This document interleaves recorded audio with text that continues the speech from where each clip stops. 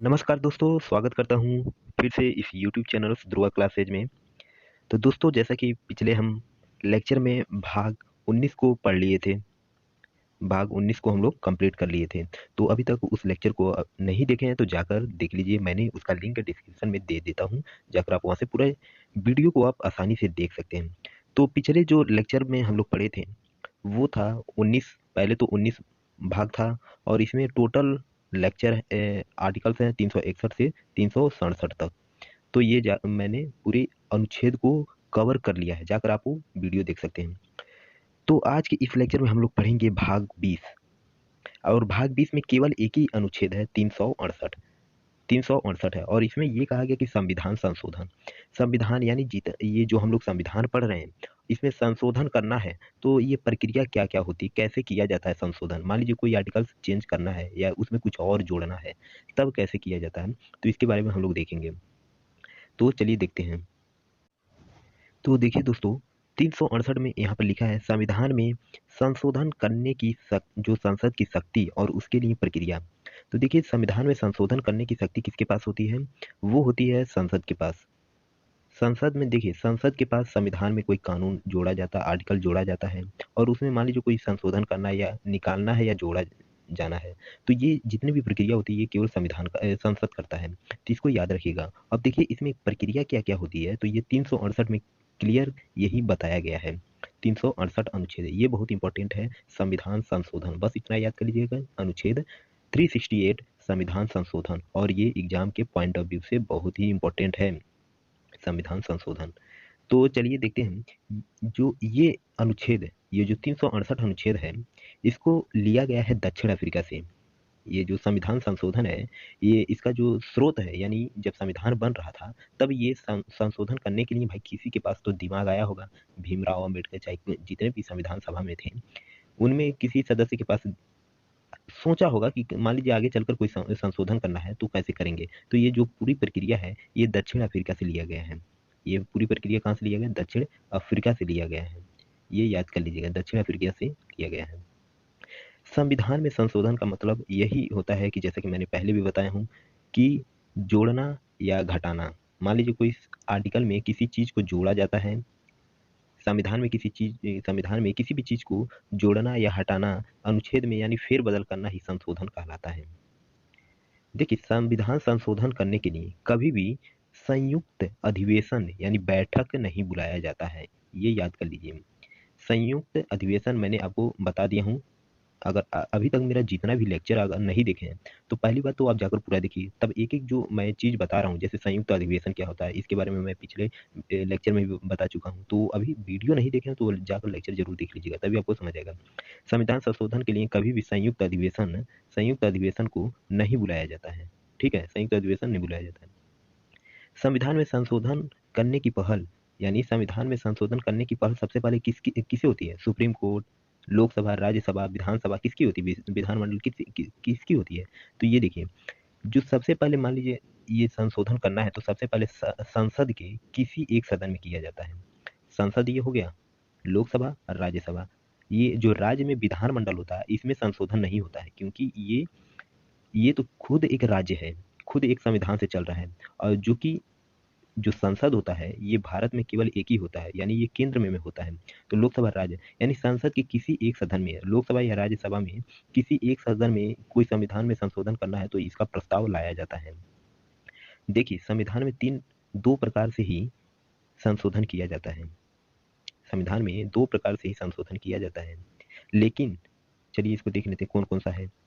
दो, पहले तो यहाँ पर देख लीजिए, ये केवल पॉइंट करके लिखिएगा, ये साधारण बहुमत, साधारण बहुमत, बहुमत। ये संविधान में नहीं दिया गया है कि कोई संशोधन करना है तो साधारण बहुमत द्वारा संशोधन करें, ये संविधान में नहीं है। लेकिन ये अपने तरफ से, ये मान लीजिए कोई सुधार करना है, किसी आर्टिकल में सुधार करना है तो साधारण बहुमत द्वारा किया जाता है। मान लीजिए साधारण बहुमत में क्या होता है, चलिए अभी आगे आपको बताता हूँ।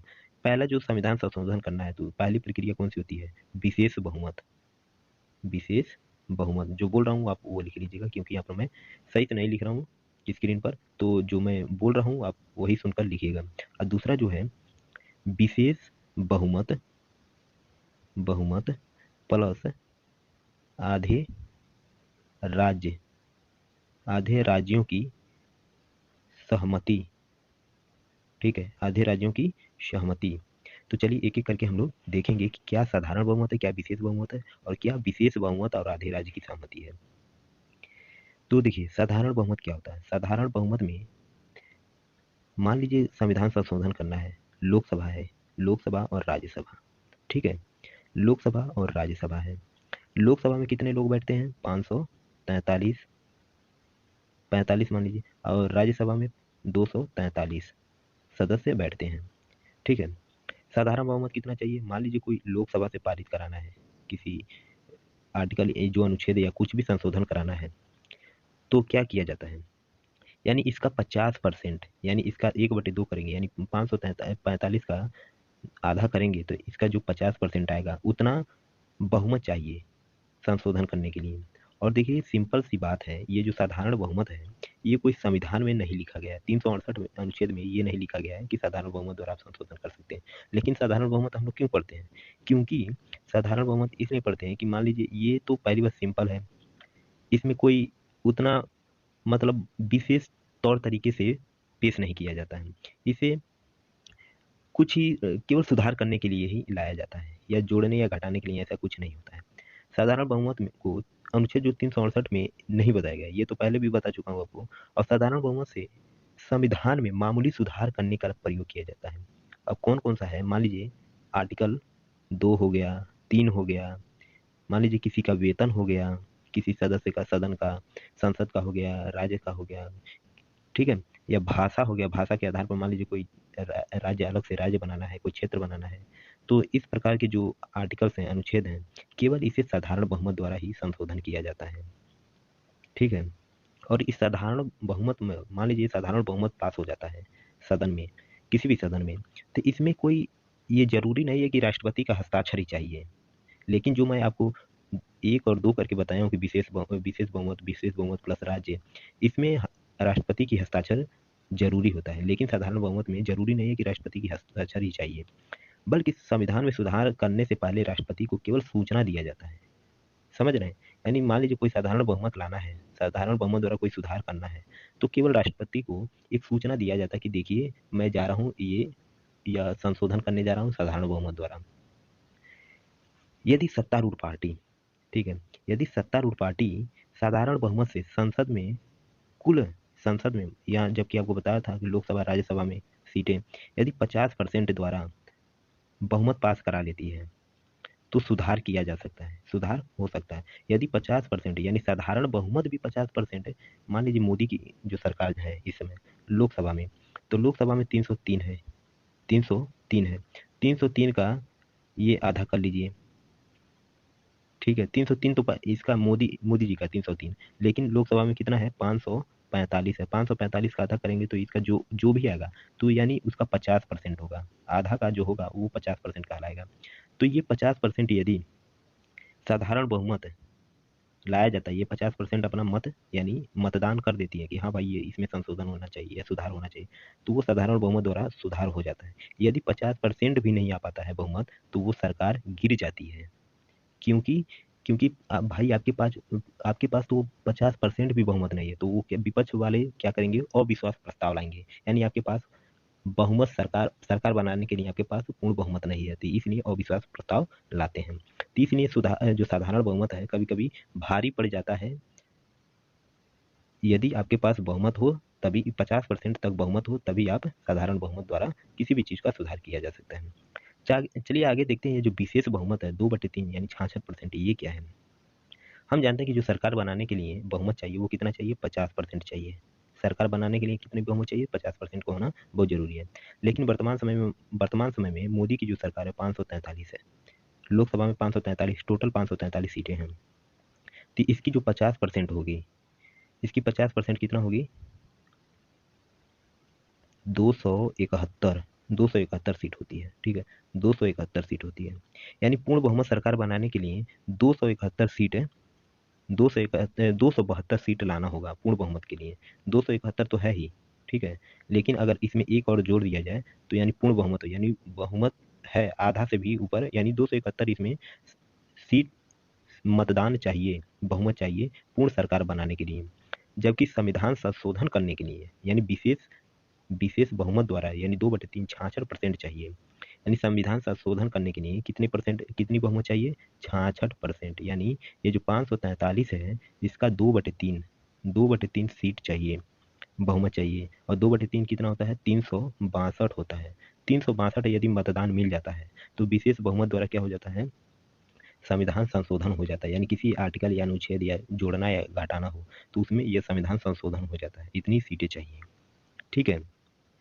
संसद के दोनों सदनों में पारित होने के बाद राष्ट्रपति की जो हस्ताक्षर होती है वो बहुत जरूरी होता है। विशेष बहुमत में जो राष्ट्रपति का हस्ताक्षर होता है ये यानी दोनों सदनों में यदि 362 सदस्य द्वारा यानी 2/3 द्वारा पारित हो जाता है तो ये जाता है राष्ट्रपति के पास, प्रेसिडेंट के पास, और प्रेसिडेंट इस पर अपना सिग्नेचर कर देता है तो वो संशोधन मान्य हो जाता है। चलिए आगे देखते हैं जो विशेष बहुमत 2/3 और आधे राज्य की सहमति। तो ये विशेष बहुमत हम लोग पढ़े हैं कि 2/3 चाहिए। ठीक है, 2/3 विशेष बहुमत में। और देखिए एक चीज़ और याद करिए, याद रख लीजिएगा, ये जो विशेष बहुमत हम लोग पढ़े हैं ये वाला विशेष बहुमत 2/3, तो इसमें यदि भाग 3 जो संविधान का भाग 3 है, 4 है, करना है तो विशेष बहुमत लाना होगा। भाग 3 में क्या है? मूल अधिकार है। 4 में क्या है? राज्य के नीति निर्देशक तत्व है। तो इसमें अगर संशोधन करना है तो विशेष बहुमत द्वारा होता है। ठीक है, विशेष बहुमत द्वारा होता है। आगे जो हम लोग पढ़ेंगे विशेष बहुमत प्लस आधे राज्यों की सहमति। तो विशेष बहुमत में 66% की मतदान की आवश्यकता है, बहुमत होने की आवश्यकता है। प्लस इसके साथ ही साथ है आधे राज्य यानी भारत में जो राज्य हैं, ठीक है, भारत में जो राज्य हैं इनका आधा यानी मान लीजिए इसमें भारत में कितने राज्य हैं, केंद्र शासित या राज्य जितने भी हैं उनके आधा यानी 28 राज्य हैं तो उनमें से आधा यानी 14, ठीक है, 14 राज्यों की सहमति होना जरूरी है। ठीक है, 14 राज्यों की सहमति होना जरूरी है। अब चलिए कैसे देखते हैं। अधिकतर राज्यों की सहमति तब होती है, देखिए अधिकतर जो भारत में जितने भी राज्य हैं, अधिकतर कोई भी संविधान संशोधन करना है तो वो अगर कोई विशेष बहुमत और प्लस राज्यों की सहमति लेना है तो राज्य क्या सोचेंगे? यही सोचेंगे कि भाई इस राज्य की भलाई के लिए यदि कोई ऐसा संशोधन किया जा रहा है तब हम जाकर अपना सहमति देंगे। यानी क्या होता है? अधिकतर राज्य सहमति तभी देते हैं जब संविधान संशोधन उस राज्य के हित में होता है, तभी वो सहमति देते हैं। संसद के दोनों सदनों में पारित होने वाले संसद के दोनों सदनों में पारित होने के बाद है वो भी क्या होता है? राष्ट्रपति के प्रेसिडेंट के पास जाता है सिग्नेचर होने के लिए। विशेष बहुमत में भी और विशेष बहुमत प्लस आधे राज्य की सहमति में भी प्रेसिडेंट के यानी किसी भी तरह से अगर संशोधन करते हैं तो राष्ट्रपति का सिग्नेचर जरूरी है। लेकिन साधारण बहुमत में ऐसा बाध्य नहीं है कि वो हस्ताक्षर चाहिए ही चाहिए।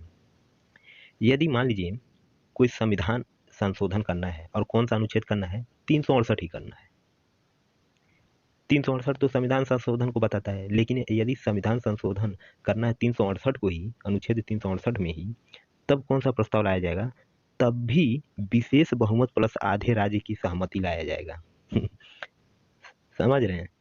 यदि मान लीजिए 368 में ही संशोधन करना है तब जो भी प्रस्ताव लाया जाएगा वो विशेष प्लस आधे राज्य की सहमति, आधे राज्य की सहमति द्वारा ही इसे संशोधन किया जाएगा। तो उम्मीद करता हूँ कि इस लेक्चर को आप एंजॉय किए होंगे और आपको यह लेक्चर अच्छा लगा होगा। तो अगर लेक्चर अच्छा लगता है तो चैनल को सब्सक्राइब कर दीजिएगा, वीडियो को लाइक करके शेयर कर दीजिएगा और हमारे टेलीग्राम चैनल पर भी जाकर ज्वाइन हो सकते हैं। तो मिलते हैं नेक्स्ट वीडियो में, तब तक के लिए जय हिंद जय भारत।